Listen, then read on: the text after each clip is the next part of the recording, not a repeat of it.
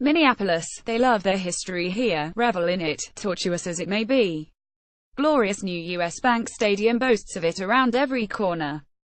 Bud Grant's first headset, silver footballs to memorialize Chris Carter's 1,000 catches, photographs by former linebacker Matt Blair of training camp days out at Mankato State, and statues of the Purple People Eaters themselves, sitting on an icy bench when they still had the fortitude to play outside.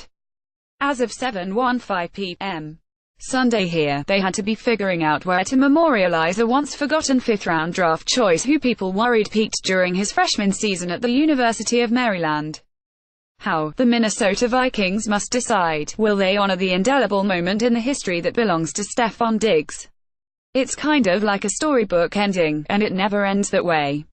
Diggs said maybe an hour later, the football he caught still in his possession, lest someone try to take it straight to Canton. Usually it's reality. It's real life. Diggs' real life changed Sunday, changed forever, when on the final play of a dizzying NFC divisional playoff game he caught Case Keenum's desperate heave and took it 61 yards to the end zone, finishing a 2,924 Minnesota victory that just might go down as the best in franchise history. Diggs is 24, in his third NFL season. Given his ability, he could be a diva. He is not. He fits with who these Vikings are, and that fits with what this state is. Minnesota nice, they call it. It's somehow neither forced nor fraudulent, and it will be on full display early next month when this town hosts the Super Bowl, a Super Bowl that, gulp, could include its very own Vikings.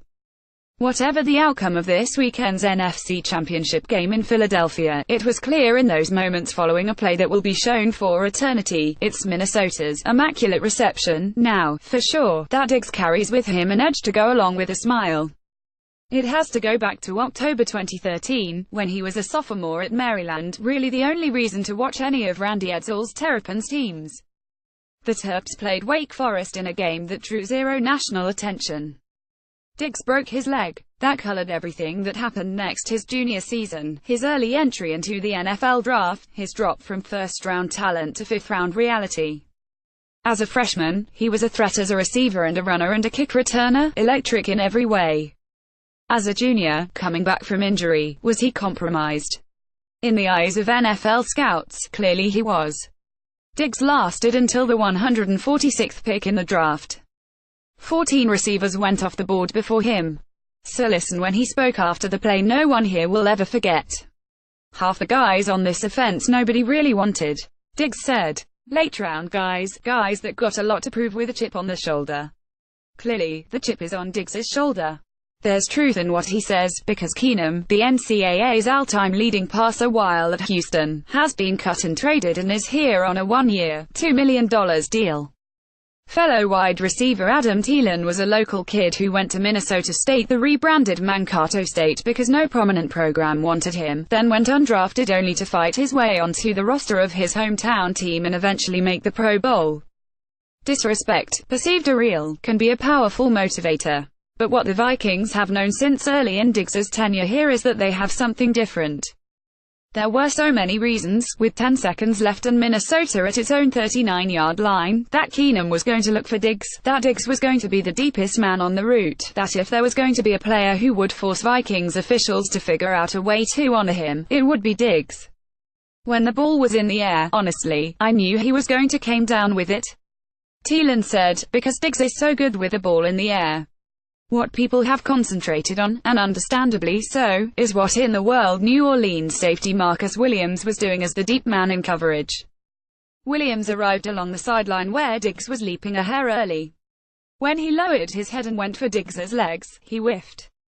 But focusing on Williams' error takes away from Diggs' brilliance on the play. Not only did he leap to make the catch at the Saints' 34-yard line, but when Williams blew past, he had both the athletic ability and the presence of mind to right himself, to eschew what several people.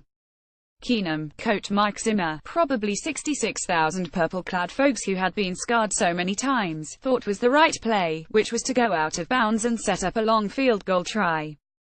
I was preparing for someone to contact me, Diggs said. No one did. So why go out of bounds? He put his left hand on the ground to regain his balance. Then, he ran. For him to stay up like that, that's a player, man. Thielen said. That's a Pro Bowl player. That's an all-pro player. That's one of the best players in the NFL right there. When Zimmer held his post-game news conference, he had team officials open the blinds that separated the room filled with reporters and TV cameras from the Vikings public. When those fans could see in, they started chanting, "Zimmer, Zimmer," and the coach looked back out at them and performed their "Skull" chant, clapping his hands above his head. Zimmer was reveling in it. But there is no interaction with these people if not for Diggs, who quietly entered the room as Zimmer wrapped up. "Come here, baby," Zimmer said from the podium. That's how an entire state feels about him now, beloved, one of their own. There are paintings of Ahmad Rashad and Jim Marshall and Fran Tarkenton and so many others hung in different spots around U.S. Bank Stadium. Pick a pose for Diggs now, leaping to grab the ball, balancing himself with his hand, spreading his arm as a disbelieving stadium pulsed around him, flinging his helmet in celebration afterward. The kid from Gaithersburg, Maryland, who felt slighted all this time needs to feel that way no longer. His life changed Sunday night, and he will forever be a hero here.